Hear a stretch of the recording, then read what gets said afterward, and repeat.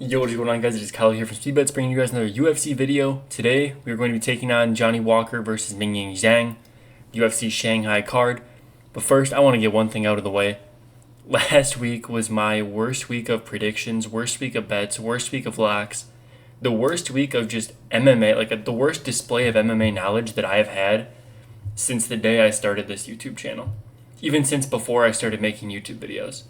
This is the only card, I believe, in my entire time watching UFC, even when I didn't really know what was going on, the only time I could find where I have ever picked a card at a negative clip. A card where I picked more losers than winners. That doesn't happen, especially as someone who's making YouTube videos about fights. That's not something that should ever happen. I mean, my bets were abysmal. The only time in my entire time sending bets, the only time I've ever had a reverse sweep of MMA bets. I mean, I genuinely have no words for the bets. I'm sorry if you tailed last week. Everything was just going wrong. Everything went to shit. Man. Yeah, I mean, for the main couple big ones here, I had faith in GM3. I thought the grappling holes of Mikhail Zaitchek would be wide enough for GM3 to exploit. But, I mean, I understand fully GM3 has not looked great in a very, very long time, if ever. But he looked career worst tonight. I mean, that is on me, I guess. I mean, GM3 looked awful. He looked slower than he has in a long, long time, and it's not the speed of Mikhail. It's not the power of Mikhail. I mean, GM3, he didn't do anything out there. That takedown attempt was one of the worst I've ever seen shot. I know GM3 isn't known for his takedowns. I wasn't banking on GM3 to become like Hamzat in the takedown department, but holy shit, man! I mean, he shot from 30 miles away and just crumbled to his knees the second Mikhail dropped his hips back. Yeah, GM3, he's one of my favorite fighters. I'm going to stay strong. I'm going to root for him. He's no longer someone where I can bank on his durability. He's no longer someone where I can bank on his kind of determination. I'm sure he wanted to keep on going, but his body just didn't let him. He's taken a lot of damage. And yeah, that was... GM3 moneyline did not come through for us, unfortunately. But then we had Chase Hooper by submission or decision. Literally, the line cut his money line in half. For some reason, they had that much stock in his knockout. I understood, while Hernandez may be a little bit chinny, Chase Hooper's not going to knock him out. And Chase Hooper comes out and shoots some of the worst takedowns I've ever seen after trying to test his striking for the entire duration of the fight. I mean, we all know Alexander Hernandez is dangerous for about 5 minutes. Chase Hooper just showed us nothing. I mean, I don't know what this guy's been training. I don't know. Chase Hooper, again, looked career worst. He looked worse in this fight than he did in the Steve Garcia fight. Because at least we understand that Steve Garcia has some wicked power. Alexander Hernandez has speed, but he's not that powerful. I've seen plenty of guys eat shots from Alexander Hernandez and be just fine at the end of the day. So that was another rough one. We had a very small bet on Aaron Pico by knockout or decision. I told myself if I found a way that I could get Aaron Pico down to a pick'em, which is where I thought the fight should have been lined. The fact that Murphy was the underdog was a little ridiculous. I mean, I don't think anyone was saying that Aaron Pico should be the favorite going into the fight week. I think the line didn't make a ton of sense, but I also wasn't going to put money on Murphy because the way to beat Aaron Pico is to knock him out, and I haven't seen Lerone Murphy really hurt anyone, ever. I mean, Makwan Americani is the only time he's really hurt someone. And that was after he was getting dominated in the grappling. Aaron Pico looked great for the duration of time he was conscious. I think Aaron Pico is incredibly talented. He was just blessed with a horrible chin. He's really got to work on keeping the hands up as he's closing the range. Murphy, I don't want to call it lucky because it's MMA. I hate calling things lucky, but I don't think Lerone Murphy looked good out there. He was losing every second of the fight up until the spinning elbow. Props to him for finding it. I want you guys to peep how fast Volkanovski accepted Lerone Murphy's title shot call out. That's the easiest 50-45 Volk is ever going to see for the remainder of his career. He accepted that without hesitation because then he doesn't have to fight Movsar. He doesn't have to fight the winner of Lopez and Silva, which is going to be Silva.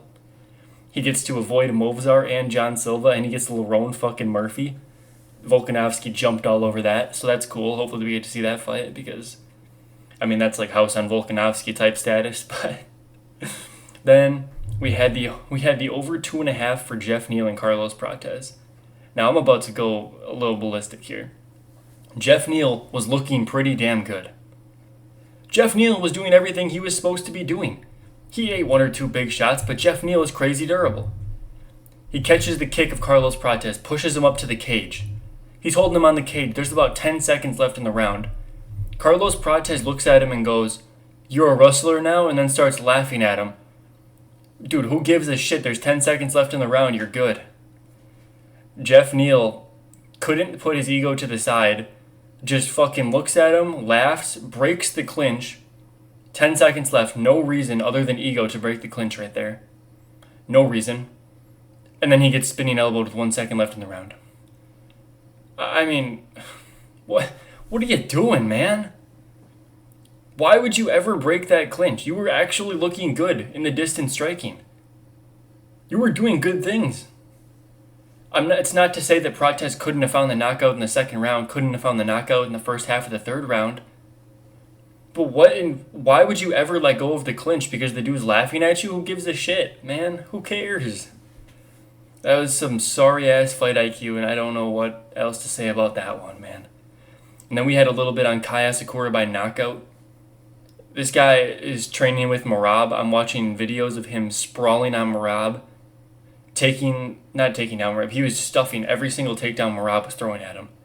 And you could kind of tell that Merab wasn't, like, going out there with the intention of, like, ending his career with these takedowns. He wasn't, like, fighting for his life. But he's still actually shooting, and Kai Asakura stuffing the takedowns. He's sprawling really well.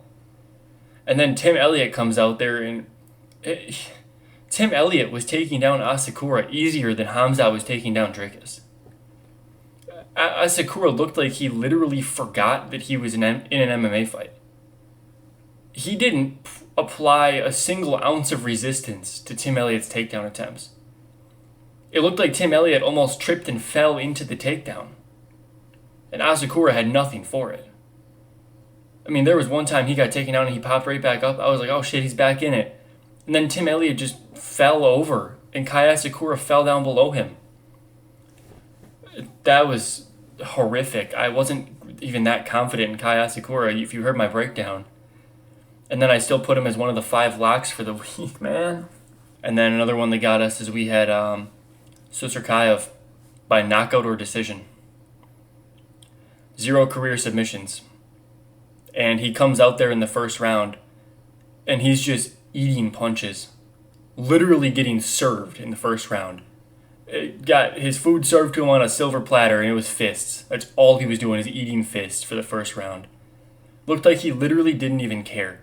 If I bet on him for a first round knockout, I would have been furious because he looked like he wasn't trying. And then the second round comes and he still looks like he's not even trying, but he turns it up a little bit more. And then Nolan just falls into the takedown and just, oh man, he gets a submission. Why aren't you trying? Like, you're fighting a bloated up welterweight. This is probably the easiest fight you're going to get because you were on a hype train, so now you're going to get shot up closer to the rankings, probably higher than you should be.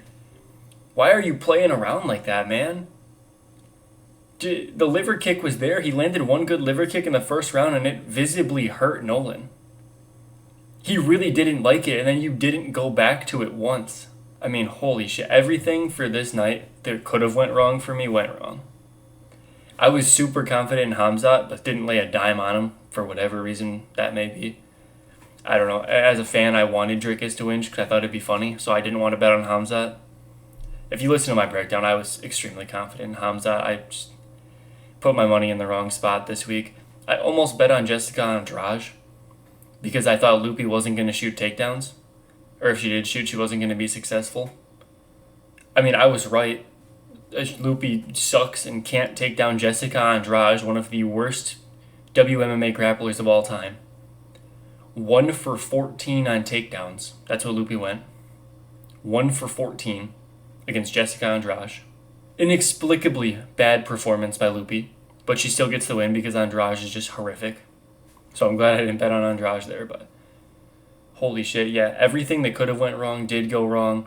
That is the worst night of fight predictions I've ever had. I am extremely sorry to anyone who tailed. The DFS was also bad. The Jeff Neal, I needed like 15 more strikes out of him to cash a massive swing for me. It would have been like a couple unit swing, which on a night like last night, even just a couple units is amazing for me. So, yeah, I don't know. Basically, I woke up this morning, woke up nice and early, got a lot of film study in, and we're not going to have that happen again. We're doing phenomenal on this card. I'm pretty confident on this card. There's a lot of fights that I'm really, really looking forward to. There's a couple guys that I'm super excited about. One guy in particular, not because I think he's going to be like a future champ. I think he's actually pretty garbage. But he's super exciting. It's Tai-like Neurology. I probably butchered his name pronunciation. He's fighting Kiefer Crosby. But holy shit, this guy is exciting. I'm watching this guy's fights earlier today, and I'm like ready to get a bucket of popcorn watching his fights. He's super exciting. He doesn't block punches. He throws nothing but heat. And I'm excited. I'm very excited for that fight. Then we got Waldo Cortez Acosta taking on a power puncher. Interesting to see if that kind of pitter-patter game is going to work against Sergey. Aljo's back fighting Brian Ortega. Should be a free win there. And then we got my boy Big Ming in the main event, taking on my other boy Johnny Walker. Man, put the picture on screen. You know who I got to root for, but I don't pick with the heart. I pick with the brain, so we'll see when we get there. But let's get right into the card, man. First fight up, we have Uran Satibaldiev taking on Dr. Norgazai. Now, this fight right here, I think we have kind of a clash of styles. I really like the way Uran handles himself in the grappling, which I know is crazy because he's primarily a striker. But I think his grappling is actually going to be what gives him the edge here, because Dr., while he has some dynamic striking, he has good straight lefts. That southpaw stance, I think his lefts are actually very fast. His high kicks are pretty nice. In the Contender Series, we saw a very nice high kick. And I think he has a chance to crack Uran here. But we've also seen Dr. get dropped by Brenson Iberio. Now, it's not a horrible look. I think Brenson's a decent fighter. I don't think obviously he's not ranked or anything crazy like that, but I think Brenson's okay. So it's not the worst look in the world, but what really did it in for me is just what happened to him after he got dropped. That Kimura, he rolled through and Brenson just followed. It was pretty easy for him. But a fight that really stuck out to me is when Uran Satibaldiev took on Bruno Aziz in LFA. I really liked the way he handled himself in that fight. He dealt with the grappling pressure. He actually ended up in a dominant position, took back control, kind of flattened him out. And I really, really liked the way he handled that. I mean, Bruno Aziz is a guy who has a win over Jailton Almeida. He was able to handle the grappling of Jailton Almeida, get his own grappling going. And I just really respect the game of Uran in that regard. I think the minus 200 price tag on him is a little bit wide. This isn't a fight that I'm really targeting for a bet because we haven't seen either of these guys win at a high level yet. Uran really hurt Martin Buday, and then he kind of got cage held. So, if we're going based on the debuts, Uran looked a little bit better. He was unfortunately 29-28 by Martin Buday, who, thank God, is finally out of the UFC. I can absolutely not stand Martin Buday. I'm glad to see him gone. But I think Dr. has a chance to look good here. We just haven't seen him look good in a little bit. That fight against Brenson really just sticks in the back of your head, and it makes it hard to find positive things when you're watching tape of this guy. So the pick's going to be Uran. This one's not high confidence. I'm not going to be betting this fight in really any regard. It kind of screams distance to me, so maybe you're looking at an over, but when you're betting an over on two guys that got power like this, it's a little bit difficult. So, yeah. Official pick, Uran Satibaldiev by decision, but don't be surprised at all if Dr. actually looks decent. Now this fight right here is another one I'm looking forward to. We have Xiao Long taking on Su Young Yu. Su Young Yu is a crotch sniffer of the highest order. I mean, this guy's up there with Rafael Estevam in like the tier list of crotch sniffers. I mean, Hamzat, we can hardly even call him a crotch sniffer just because he went to Crucifix. He wasn't even camping half guard. He was nowhere near Dricus' crotch. He was just way up top, trying to put his crotch in Dricus' face, if we're being completely honest here. So maybe Dricus was the crotch. No, I'm kidding. All right, anyways, so these guys are both very similar in the way that they want to grapple first. But I think Xiao Long has the better hands. And I think his takedown defense is going to hold up in this fight. I think Su Young Yu in just pure grappling is probably a little bit better. I think that he's more aggressive with his grappling approach. He's shown he's not going to give up on the takedowns.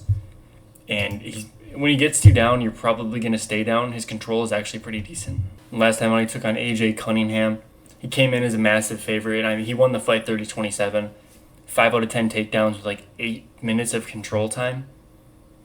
I mean, I didn't see anything super impressive. He landed 18 sig strikes over the span of 15 minutes with so much control. He wasn't even landing like, again, go back to the Hamzat example. We want to talk about how many total strikes he had. Hamzat had like 500 or 600 total strikes, and they weren't very damaging, but they were still strikes from top. Similar thing with Su Young Yu, except he's not even throwing that much. He had 77 total strikes. With 8 minutes of top control against a pretty helpless guy in AJ Cunningham, I mean, he's not really doing a ton to cement the position. He's not attempting submissions. I think he got close on an arm triangle, but Cunningham fought out of it. I just don't think Su Young Yu does anything super crazy well besides crotch sniff. And Zhao Long, I don't even think this is the best grappler that he's fought. I actually think straight up Chang Ho Lee is a better grappler than Su Young Yu is. And Zhao Long handled that a little bit better. Now, ultimately, he ended up not winning that fight, split decision loss. We actually bet on Chang Ho Lee as an underdog in that fight. Thankfully, we got the nod there, but he showed a very good clinch game. He stuffed the takedowns when they came up the middle, controlled the clinch, threw a lot of clinch knees to really tank on that, or to work on the gas tank. And he landed some takedowns of his own, 2 for 5. He won the control battle. He got like 6 or 7 minutes of control time on Chang Ho Lee, which is very impressive to me. A lot of people aren't too familiar with Chang Ho Lee. If you guys remember that Cortavius-Ramius fight, I know Cortavius is not that great, but that was a phenomenal performance. A display of just dominance, in my opinion. But I just think Zhao Long's going to be able to stop the takedowns. And Su Young Yu, his striking, it looked okay against AJ Cunningham. I mean, we're talking like, I think it was 12 or 13 distance strikes in the fight. He didn't show us a whole lot, and AJ Cunningham isn't great either. Zhao Long, I think, is more dangerous. I like the low kicks. Now, he's got to be a little careful here. If he's throwing the low kick too often, Su Young Yu could maybe reach down, catch that, and go for a trip. That is something to watch out for, but I think Zhao Long is able to get back to his feet. Su Young Yu does have good control, like I said, but Zhao Long is actually very good at getting back up. We saw Chang Ho Lee, and I've been glazing Chang Ho Lee's grappling a lot. He got 2 takedowns for a minute and a half of control time. So I'm going to go Zhao Long. He is an underdog, plus 120. I think he's going to make his way to my betting card. I want to see how the odds are going to move here. If I see Zhao Long, his odds start to dip. If a lot of people are betting on him, I'm going to fire my shot. But hopefully, Su Young Yu kind of has that aura about him. Hopefully, we can get a little bit better odds, but I do think Zhao Long wins this fight by decision. Also, I forgot to mention this. It's important to note, the 2 fights that Su Young Yu has lost are fights where he's been on the back foot for the grappling. Like Savarjan Kamidov. He just fought Magomed Magomedov. We actually bet on him in that fight. Unfortunately, we got the loss there. Lost that bet, but he was picking with Magomed Magomedov, which is crazy. And I was picking him to dominate Magomed Magomedov in the grappling. And that just he wasn't able to get it done. I actually rated his grappling pretty high because of what he did to Su Young Yu, along with everyone else that he had fought up to that point. And then his other loss is we have the Amangeldi fight, Dastan Amangeldi. He took top control, reversed him. Su Young Yu was a little bit tired out from that fight, and he got TKO'd on the ground. So when Su Young Yu isn't able to impose his will in the grappling, he isn't able to kind of keep you back, he kind of crumbles. And I think Zhao Long, he's just a guy that kind of doesn't really ever back off. He's always in your face. In that Quang Li fight, I think he looked phenomenal, and I'm expecting him to bring that pressure into this fight. Give me Zhao Long by decision. Then we have Yijia taking on Weston Wilson. I'm going to preface this by saying the odds for this fight are just absolutely horrific. Yijia is sitting at a minus 1,400 favorite. The comeback on Weston Wilson's about plus 800. What on earth are we doing? Weston Wilson's coming off a win where he looked phenomenal. No, it was against Jekka Sergey, so I'm not going to put a ton of stock into that, because we just saw how Jekka Sergey got done against Ju Sang Yu. And I mean, Jekka Sergey, that's a guy that got TKO'd by Anshul Jubli. We got to take that with a grain of salt. Yijia is not that good. Yijia is coming off of a generational ass beating. Gabriel Santos kicked 72 shades of shit out of Yijia. That fight was nowhere near competitive. Not even remotely competitive. Yijia got absolutely annihilated. Santos beat him up on the feet, he beat him up on the ground, he covered him everywhere the fight went, and Yijia comes back into this fight as a minus 1,400 favorite. Yijia should be the favorite. He should be like a minus 300. Minus 1,400? What are we supposed to do with that? I mean, Weston Wilson's, his 2 losses in the UFC, he's 1-2 in the UFC. His 2 losses are Anderson Brito and John Silva. The John Silva one was a real bad look. I mean, he couldn't get his game going. Weston Wilson comes from like a point fighting karate background. Point karate, similar to MVP, Wonderboy Thompson. He just performs it at a slightly lower level. Now, I'm a big fan of Weston Wilson. He cashed us huge in his last fight. We had a play on Weston Wilson. Unfortunately, we didn't bet the sub, but that's how I predicted it to go. We just bet on him as a big underdog because why is Jekka Sergi ever a favorite? What is he supposed to do in this fight? I don't think he's going to sub Yijia. His grappling is actually very good. We want to look back through his road to UFC fights. He showed pretty damn good grappling against a lot of guys who I think are similar to or better than Weston Wilson in the grappling department. And Yijia's striking is awful. It's not good. But Weston Wilson, he's just been caught with his hands down so many times. I mean, he's been knocked out 3 times in the first round. It was like his 3 most recent losses. The Anderson Brito fight was a little bit different. Brito was kind of getting frustrated. Weston Wilson was landing good straight shots. And against John Silva, he was landing good straight shots too.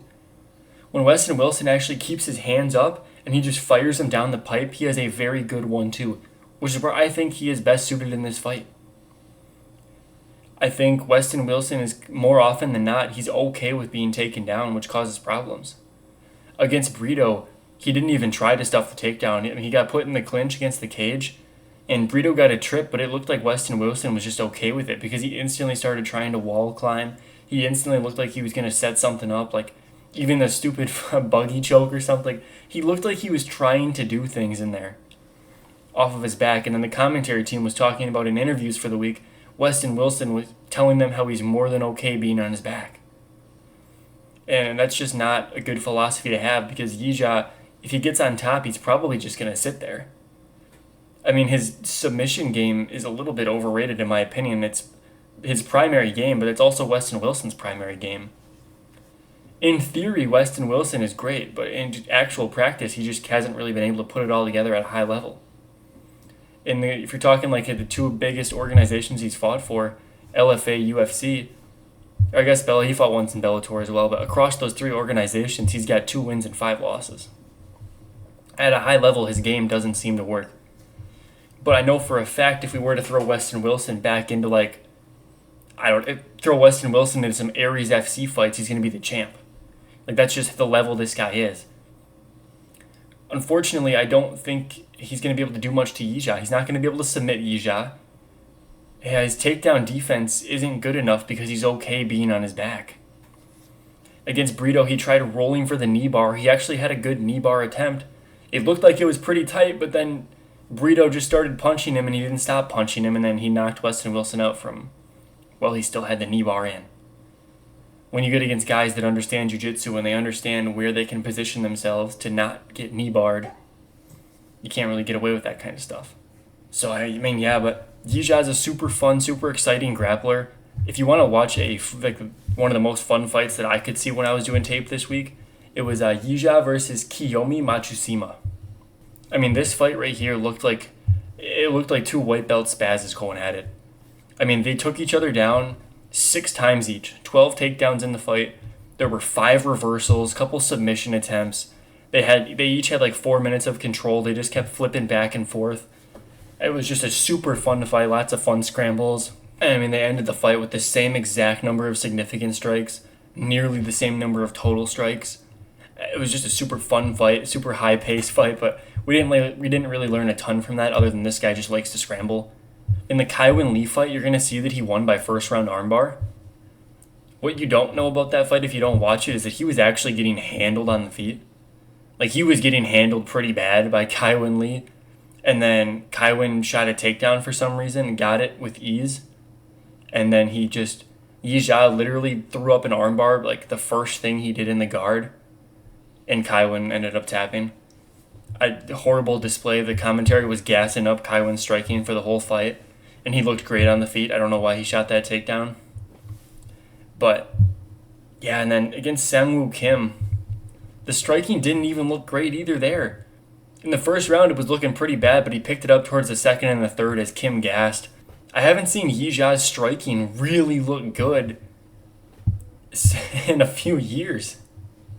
It's been multiple years since I've seen Yijia's striking look good, and I think to beat Weston Wilson comfortably, you kind of have to be able to outstrike him and outgrapple him because Weston Wilson's just really good everywhere. Now, I probably just wasted like 5 or 6 minutes of your time on this elaborate breakdown to only pick a minus 1600 fighter, whatever the hell he is. But I just want you guys to know, Yijia is not going to look minus 1600 in this fight. I don't think his striking is good enough to knock out Weston Wilson on the feet. I don't think his grappling is good enough to submit Weston Wilson right away. I think this fight goes a little bit longer. I think we can target the overs for this fight potentially, even though both these guys are finishers. And yeah, I think the over 1.5 might be the play for me. I haven't locked anything in yet, but if you guys want to see, make sure you join the Discord, posting all my bets in there. Again, not afraid to hide from a losing night. Last week was the worst week of my career for betting, so hoping to bounce back in a very good way. I'm looking at the over here, but give me Yijia by decision. We have Michel Pereira taking on Kyle Dawkins. The Darce Knight returns, and unfortunately he gets, in my opinion, a stylistic nightmare. And it's unfortunate. It's very unfortunate because Kyle Dawkins, I was just, I was breaking down the CFFC. I didn't make a video on it. I ran out of time. But I was going through the fights a couple weeks ago, and I was looking at Kenan Patterstruck. Now, I was going to fade Patterstruck in this fight because I watched this guy get knocked out on the feet by Kyle Dawkins.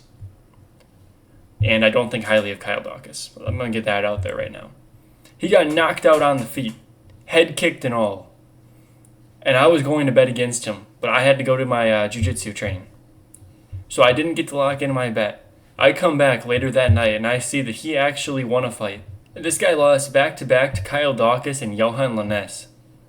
And I was ready to hammer against him. And then I went to jiu-jitsu practice and I forgot to block in my bet. And then he won. So I don't know what to make of that. That's just, did the win age good or did it age bad? I don't know, man. But Kyle Dawkins, his 4-fight win streak here, it's not against bums, but it's not against guys that are good enough to make me think that he can handle a Michel Pereira. I mean, let's dig into this competition for a second here. Patterstruck, I just talked about. You have Sean Connor Fallon. That was a 39-year-old man. We have Greg Ellis. This guy was knocked out in a minute by Yanis Bakar. You guys remember Yanis Bakar from The Ultimate Fighter? The guy who Robert Valentin elbowed and knocked out in 7 seconds? He knocked out this guy in a minute. Robert Gidron. He sounds pretty good. That's a 7-7 fighter who just recently lost to Dylan Budka. Now I know I'm playing MMA math. And I know MMA math doesn't work. I understand that fully. I've been in this game for a long time. But what I'm trying to say is that these 4 fighters are... I don't think these guys could all step in the cage together and beat Michel Pereira. And that I'm saying that after Michel Pereira's most recent fight, where he came into the fight and he literally looked like he didn't know how to fight. He looked so uninterested. And then afterwards it came out some personal stuff with his wife was leaving him or I don't know. I'm hoping he was just mentally distracted because this is one of the easiest matchups he can get. Michel Pereira should be able to drop Kyle Dawkins in the first round. I mean, this guy was knocked down twice by Roman Dolidze. This guy was knocked down by Brendan Allen. Doesn't have a great chin. Despite only having 2 knockout losses on his career, he doesn't have a good chin. I mean, those 2 knockout losses come to Eric Anders, and they come to Roman Dolidze. The thing is, Michel Pereira, when he knocks you down, he jumps on a choke. Now, the one area where Kyle Dawkins is actually UFC level is his submission game. I think Kyle Dawkins is phenomenal in the jiu-jitsu. His nickname is literally the Darce Knight. That's what he wants to do. His takedowns suck. His takedown defense is okay, but when he's on bottom, he just plays... He's trying to play too much jiu-jitsu. He's not trying to get back up. If Michel Pereira drops Kyle Daukaus, and then Kyle Daukaus is able to just curl up enough to where Michel Pereira tries jumping on a rear naked choke, or Michel Pereira tries jumping on the guillotine, Kyle Daukaus is more than capable of finding a way to reverse that position. Like, if Michel Pereira tries jumping on the guillotine like he did to, was that Ihor Potieria? Kyle Daukaus can maybe, and I'm talking in pure hypotheticals here, he could maybe find a way to like cross the body, get to the Von Flue position, get Michel Pereira to drop it, and then he starts working towards north-south. Michel Pereira turns in, he locks up the darts. Like, I'm talking purely hypotheticals. I'm not picking Kyle Daukaus to win. But Michel Pereira does have that one thing he does, which I don't understand. It's going to work against an Ihor Potieria. It's going to work against a Michał Oleksiejczuk because they can't grapple. But you just got to do what you did to Petrosky. When you drop someone, just start beating their head in. Give me a Michel Pereira first round knockout. This should be free. Don't sell this by trying to submit Kyle Daukaus, please. Please don't sell this fight. Then we have Rong Zhu taking on Austin Hubbard, and this fight to me is very straightforward. I think Rong Zhu is probably one of my most confident picks on the card. I mean, Austin Hubbard, this guy, he fights like he's 39. He's like 34, I believe, 33. This guy should be in his physical prime, but he just looks slow. I'm not trying to diss Austin Hubbard. He'd absolutely he'd beat the brakes off me. That's not what I'm trying to say at all. But this guy, he's just constantly one step behind his opponents, and he always seems to find a way to make it a split decision, as of recent.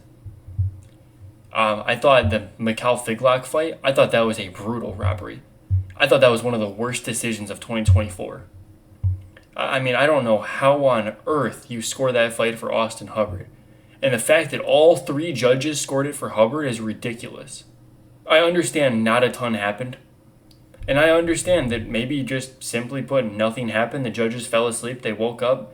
They saw Hubbard did a little bit better like the very end of the fight, and they just gave it to Hubbard. That's possible. But as a Mikhail Figlock fan, and just as a fight fan in general, I don't know how you could possibly give Austin Hubbard that win. So he should be on a 4-fight losing streak, in my opinion. Ever since winning the Ultimate Fighter on that UNC season, he just hasn't looked good. Like, not once. Submitted by Kurt Holoba. Not a great look. He should have lost by decision to Mikhail Figlock. Lost by decision to Alexander Hernandez. Lost by decision to Markel Medeiros. The Medeiros fight, he looked okay. He hopped on Medeiros' back. He had the back control for a little bit. But we learned that with Medeiros, that just kind of happens. The same Mark Chowinski, who is very clearly not UFC level, also jumped on his back and had control there and had a lot of success taking him down. I don't think we can look at Austin Hubbard and say that he did phenomenal by doing those things, because we saw someone who doesn't even deserve to be in the UFC do the same exact thing, except, dare I say, a little bit better? I mean, I don't know. Never mind. Chowinski got beat up at the legs. That's whatever. He didn't do better than Austin Hubbard, but he implemented the grappling game at a pretty high clip there. Whereas Rong Zhu, in the first UFC stint he had, it was kind of a wake-up call when he got submitted by Bahamondes. Not in the sense that like he was getting taken down and just beat up on the ground, absolutely controlled, but some of the decisions he was making on the ground, he was giving up reversals. It was causing him to have to shoot a lot more than he probably wanted to. But generally speaking, his striking output has been pretty good. I see him landing on Austin Hubbard at a pretty high clip. His takedown defense is actually looking really good.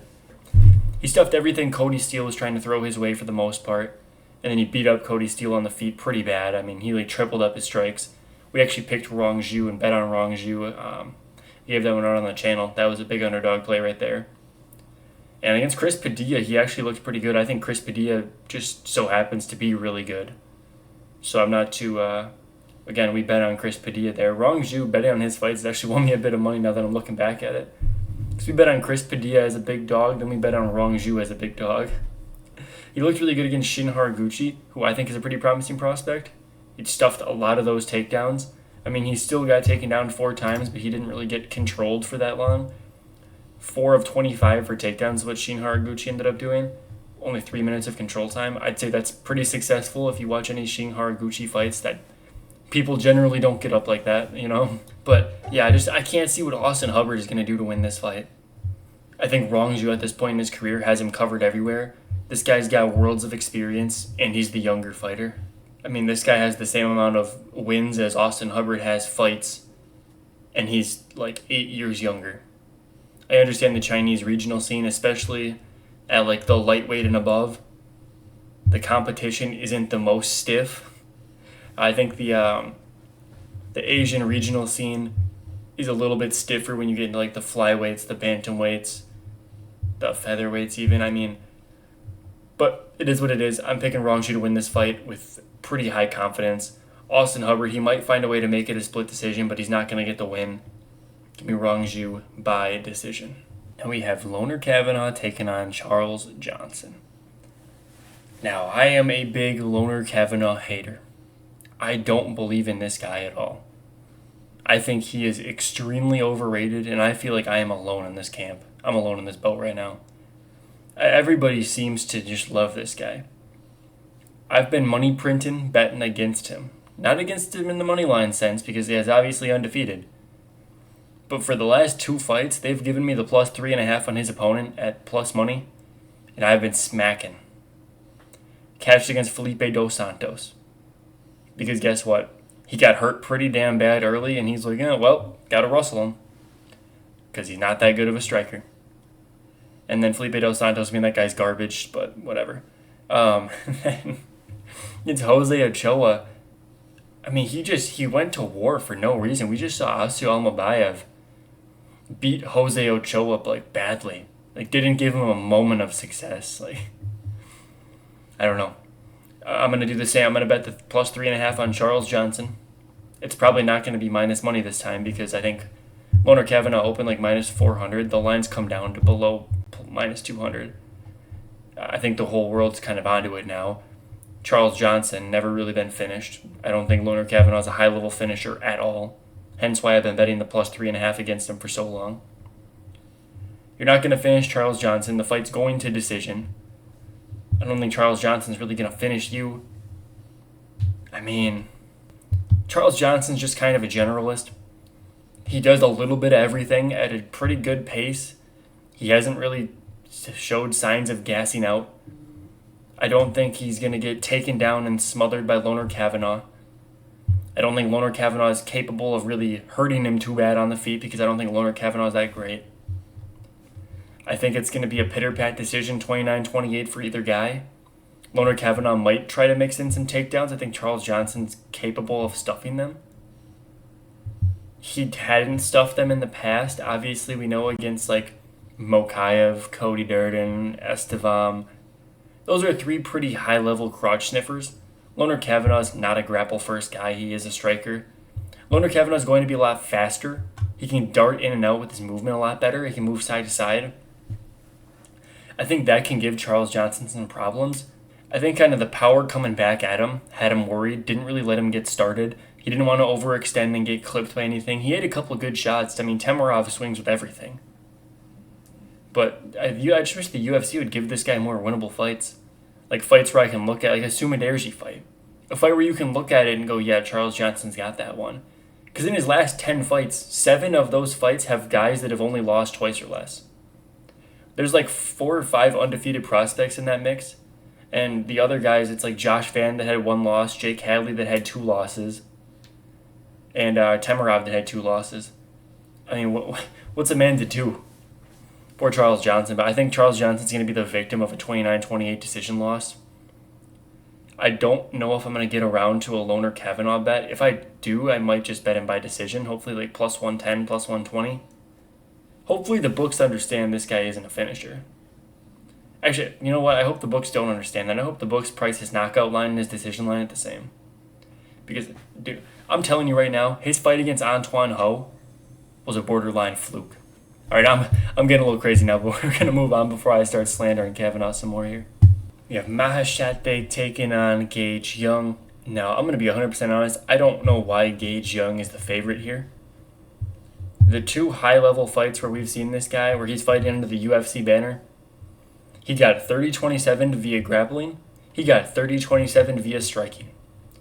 We haven't seen this guy realistically win even a minute of a fight, and he's been in the UFC under the UFC banner for 30 minutes of fighting.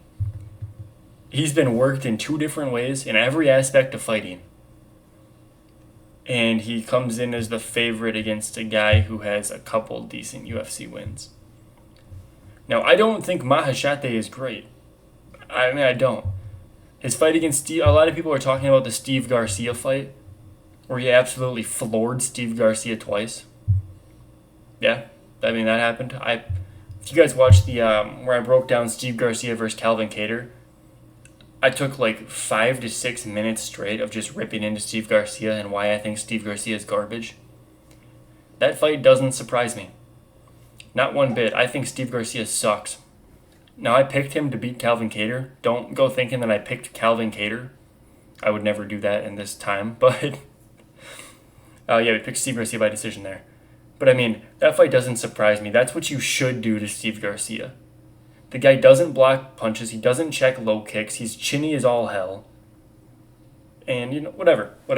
Mahashate did what he was supposed to do. The fight against Nicholas Mata really sticks into my head because Mata is a very good striker. We know he has that Muay Thai game.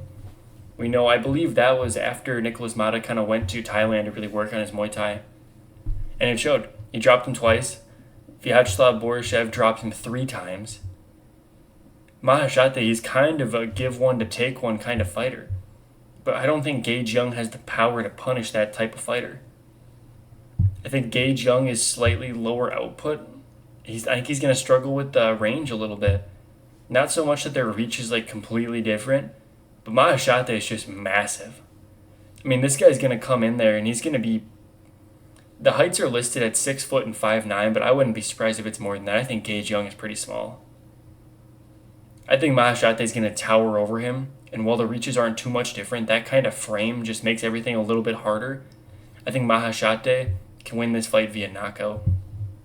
I don't think Gage Young really presents a takedown threat for Mahashate to fear. Similarly to, it's hard. Mahashate has just done so poorly in some of these fights. He's been blessed with, striker-only fights. But I think Gage Young is worse than Nicholas Mata. I think Gage Young is worse at striking than Vyacheslav Borishev. Him versus Steve Garcia is a toss. I think Steve Garcia just hits harder, so he'd win that fight. Where does Gage Young fit into this? The only reason he's in the UFC is because he was in the hometown for, what was that, UFC Kansas City or something? I think Mahashate is going to implement that take one to give one strategy. I think Gage Young is going to engage in it because he doesn't really do a ton. So I think he's going to take his chance here. He's got to know if he loses this fight, he's cut. There's no way this guy gets a third fight if he gets 30-27 again. I think Gage Young is going to take his shot, and he's going to eat a big one, and Mahashate is going to put him down. I'm going to go Mahashate second or third round knockout. Now we have the fight I was talking about earlier. We have Tylik Naraji taking on Kiefer Crosby. Tylik is one of my most anticipated debuts. And again, it's not because I think this guy's good. This guy's just so damn exciting. He comes forward and he just throws with reckless abandonment. I watched as many fights from this guy as I could. I watched his last fight against Kirill Karpin. I watched the Maxim Shimchenko fight.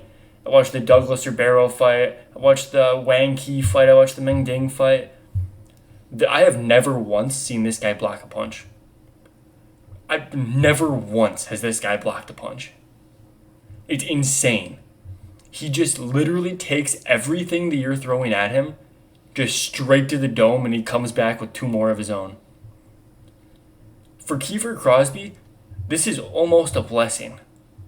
Because this guy is not going to be easy to deal with. Absolutely not. But Kiefer Crosby has an inability to grapple. I think at SGB Ireland, where this guy's training out of, I'm not even quite sure they do grappling days over there. I think they just do boxing. Because in the Kevin Jousset fight, Kevin Jousset's on Kiefer Crosby's back, and when he's trying to stand up, Kiefer Crosby, he puts both of his hands on the ground, which, if you don't understand why that's bad, when you're standing up, you need one arm to be blocking the choke, so then you can stand up and not get choked. If you just go 2 hands down, your neck is wide open to get choked, and that's what happened. And then in the Sam Patterson fight, it was pitiful. he was actually landing pretty well on the feet. Kiefer Crosby, super high volume. He's landing pretty well. His jab was working well. And he just was struggling with the range a little bit. But then Sam Patterson took him down and made it look like Kiefer Crosby had never fought before. I mean, that wasn't even remotely close. I've seen Tylek shoot takedowns before, but I haven't seen him do it recently. He did it a little bit in the Wang Qi fight. He did it a little bit there, but he didn't have much control success. And every time he kind of went for ground and pound type positions, it seemed like Wang Qi was just able to stand up. So I don't think Kiefer Crosby is necessarily at risk of getting submitted, although, I mean, if the odds are like over +5 or +600, I'd throw a little bit at it just because it's Kiefer Crosby. We know he can't grapple. But realistically, I think Tylek's just going to come out crazy. These guys are both incredibly high volume. And you can actually look on the UFC stats for the Tylek fight because he fought once in the road to UFC against Han-Sol Kim. And he, again, you can see it plain as day, he did not care about blocking punches. He landed like 10 significant strikes per minute, and he got landed on by like 8 significant strikes per minute. That's the kind of volume this guy puts out there. Then you want to look at Kiefer Crosby. In his own respect, Kiefer Crosby's landing over 6 significant strikes per minute. He's getting hit with about 5. Kiefer Crosby, the only TKO loss in his career is a doctor stoppage after the first round. This guy's never been knocked out. Tylek seems to have the most inhuman chin possible. I think you could bet the over on either of these guys' strikes. Prize Picks, I know, has the combination strikes. I think there's not a chance in the world these guys don't go over their strikes unless Kiefer Crosby can find a way to chin this guy. Because I think it's going to take Tylek until probably the second or third round to really break Kiefer Crosby, unless he comes out with that rustling game plan, which we haven't seen in a while.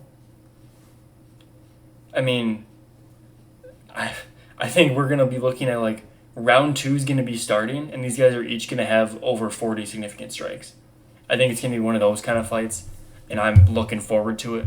Yeah, the overs could be a decent play here. It depends how you want to look at it. Yeah, it looks like the over 1.5 rounds is around +135. I think that could be a decent look, just given the durability of both these guys. Not necessarily in the grappling sense for Kiefer Crosby, obviously, but I think this is going to be a striking fight. And in a striking fight, I'm going to take it to go longer. And I'm going to take Tylek by... It's hard to say because this guy carries his power and momentum for like all 3 rounds. But when you really start to work into the body, he slowed down. Meng Ding did that really well with the body shots throughout the whole fight. And even Wang Qi did that really well with a bunch of body kicks too. I mean, Tylek, he's open for them. This guy's open with any strike in the book. Kiefer Crosby does a pretty good job digging the body. He did that against Kevin Jousset a lot. Kevin Jousset is just stupid durable as well. I mean, we saw Jonathan Mikalev just absolutely brutalize Kevin Jousset's body, and he just didn't really react to it too much. So I think Kiefer Crosby's body work could play dividends here, or could pay dividends, sorry.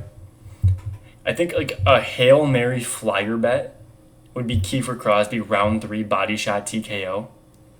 Just like if he's able to constantly be working it along with the like shots upstairs, that's implying that Tylek does not grapple, which again he hasn't done recently, so that's definitely possible. If this guy's trying to make a statement in the debut, he might just come out and try to bang it out, try to get a knockout. But yeah, give me Tylek by decision. This guy has, I believe, no decisions. This could be a crazy call. I'm picking a guy that's never won a decision. It's never even been to decision to win a decision, but I'm trusting Kiefer Crosby's striking durability. I know this guy's a little bit older. He's going to be way slower. But I think he can have moments just given Tylek does not. He doesn't block, man. You guys are going to see what I'm talking about. This guy is an awesome prospect. Again, not in the sense that he's going to touch the rankings. I think this guy's day is coming soon. I mean, I think we're looking at welterweights. I can't even imagine this guy in a fight with somebody like Carlos Prates just get absolutely decimated. Just one shot down the pipe from Prates probably send this guy packing. I'm excited to see him fight though. I'm very, very, very excited. We have Sumudaerji taking on Kevin Borjas. Sumudaerji's a guy we were talking about a little bit earlier, a guy that has a very clear hole in the grappling game. And he's working overtime to fix that hole. Against Mitch Raposo, he looked pretty decent with his grappling defense. Mitch Raposo is not really known to be a grappler, though, so take it with a grain of salt. But the good thing is Kevin Borjas has never landed a takedown in the UFC. He's attempted a couple times, but that's when he's like super rocked, super hurt. He did stun Josh Van a couple times in their fight, but I mean, it really wasn't, it didn't do a whole lot. Josh Van just wore on him. Against Ronaldo Rodriguez, the fight a lot of people are talking about, he looked phenomenal. He hurt Ronaldo Rodriguez a few times. But the problem is, Ronaldo Rodriguez sucks. Just straight up, Ronaldo Rodriguez is not a good fighter in my opinion. That's the reason we picked Kevin Borjas as a dog. We picked Kevin Borjas by knockout. He unfortunately could not get the knockout, which sucks. I actually bet on Ode Osborne against Ronaldo Rodriguez as well. That one, so close, man. So close to coming through. Didn't come through. But I don't think Kevin Borjas is anything special. I think the fight against Alessandro Costa really showed that kind of in the grand scheme of things. Costa is not necessarily known for being a dominant striker. And I mean, Costa looked like a world beater out there. Costa looked phenomenal. That was the best we've ever seen Costa look. And now he's fighting some debuting guy. But the reason that fight stood out so much to me is because Kevin Borjas, he wasn't jumping out ahead in any way. Costa was keeping up in the boxing, which Sumaderji is a phenomenal boxer. That's his game. His kicks, his punches, phenomenal boxing, phenomenal kickboxing. That's where he wants to be. And Costa was able to mix in the leg kicks really effectively, and the leg kicks just crumbled Kevin Borjas. I mean, he couldn't stand. He took like 4 leg kicks that were really powerful, and he just fell. He was also dropped bad at the end of the first round, like by an uppercut. If you go back through Sumaderji's fights, his significant strike percentages, there's 30 to 40% are low kicks. And against Kevin Borjas, because Kevin Borjas tries to fight like he's some super long, lanky striker. He's just not. He's 5'5". He has a bigger reach than most of the guys down here, but the problem is, Sumaderji has 4 inches of reach on Kevin Borjas. Kevin Borjas is going to get outranged. He's going to get outkicked. Sumaderji is going to be ripping his legs apart. And I think Sumaderji is going to set himself up to the point where he could be looking at a knockout upstairs. I think he's going to hurt the legs of Kevin Borjas so bad that Kevin Borjas starts trying to shoot takedowns. And if Kevin Borjas' takedown line is plus money for 0.5 takedowns, honestly, I'd say bet it. I don't think Kevin Borjas is going to have success striking. I think his only path to victory here is going to be grappling and cage holding. I really do think Sumaderji is a much better striker. And a lot of people are going to talk about the fact that Sumaderji has just not been able to win. Look at the Charles Johnson fight, the Tim Elliott fight, the Matt Schnell fight. One thing in common, all of those guys had to grapple Sumaderji.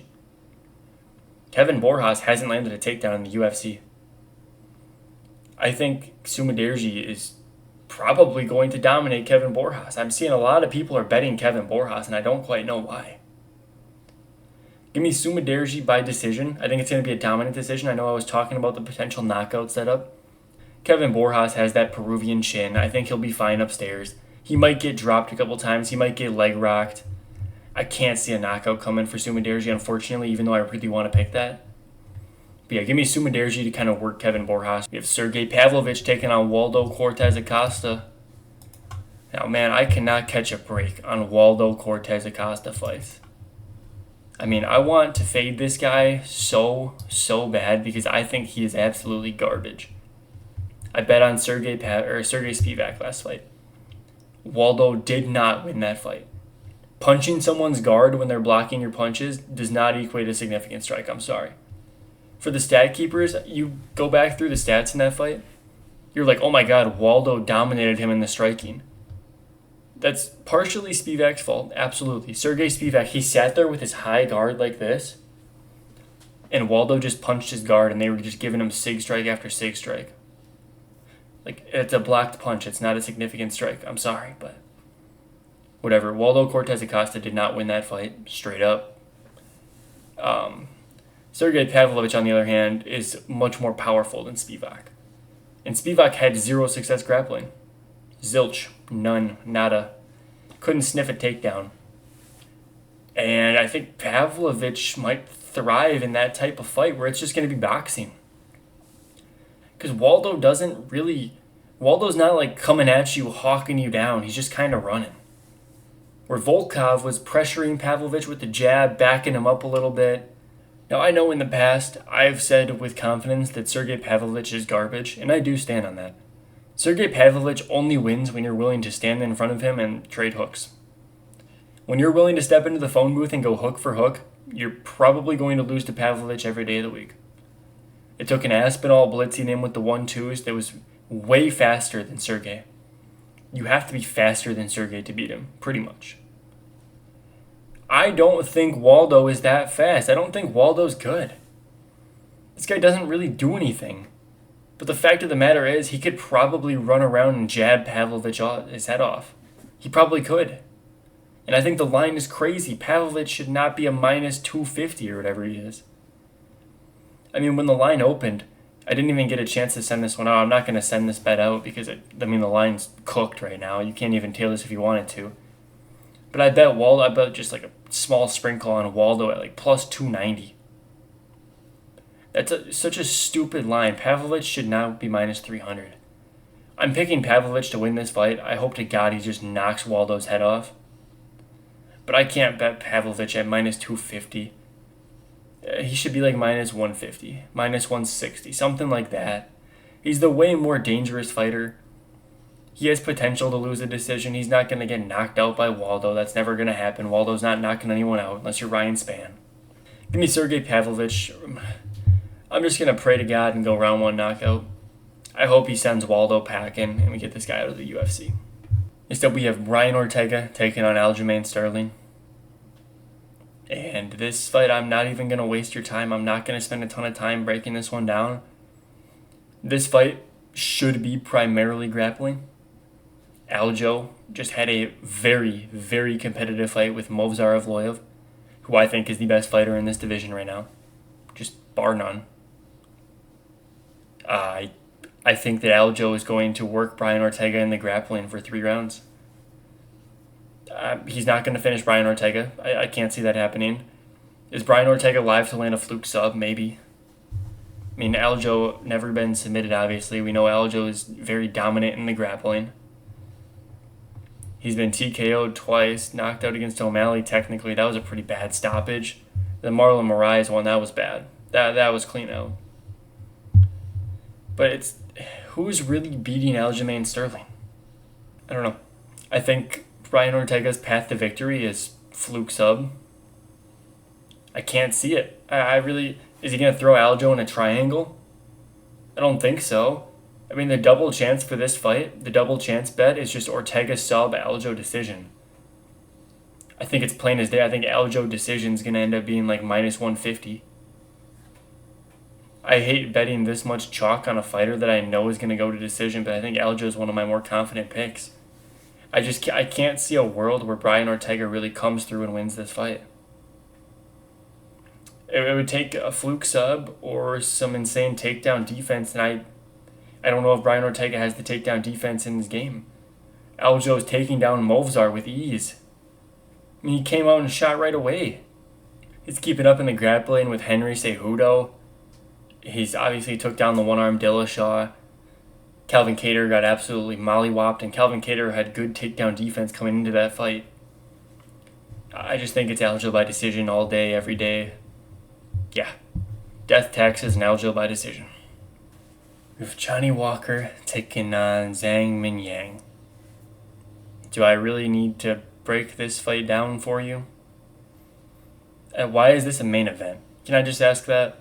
We have one of these fighters who is on a 12-fight first-round knockout streak. Why are we putting this guy in a main event? There is almost a 0% chance this fight goes the distance. Like next to none this fight goes the distance. I mean, Volkan Ozdemir, a guy who couldn't finish Paul Craig, is putting you on a poster in under half a round. Like, what? Zhang Minyang, he's landing like 8 or 9 significant strikes per minute. This guy is just spamming shots. He landed one elbow against Anthony Smith, and he's like, oh yeah, I kind of like that. And he exclusively threw elbows for the rest of the fight. He's extremely lethal. He doesn't block a ton of punches, but he's got nasty power. Johnny Walker, is he live for a fluke knockout? Shit, maybe. We've seen Zhang Mingyang knocked out a few times, but this guy, he's been in the training room. He's been working a lot. I believe he's at Extreme Couture now. Or I don't know if he's officially associated with them, but I've seen pictures of him training with those guys. He's got to be getting better defensively. And what has Johnny Walker done recently for me to give him any ounce of the benefit of the doubt? I think you're high out of your mind if you're betting Zhang Mingyang at minus 400. This guy has only ever won by knockout or submission, and he's not beating guys by submission at a high level. It looks like he started his career as a submission specialist. You can find some of these fights online. He's actually like pushing a takedown game. And then something just kind of clicked. He stopped doing takedowns. He just started banging. I think he fell in love with the power after he got a couple flatline knockouts. Happens to a lot of grapplers. But yeah, I mean, it's Zhang Mingyang. Probably round 1 knockout, round 2 knockout. Just bet those. Don't waste your money betting the money line. And yeah, that's all I got for you, man. Hope you guys enjoyed watching. Make sure you join the Discord. Top link in the description. We're looking to bounce back after last week's abysmal performance by me. And yeah, we'll catch you guys in the next one, man. Peace out.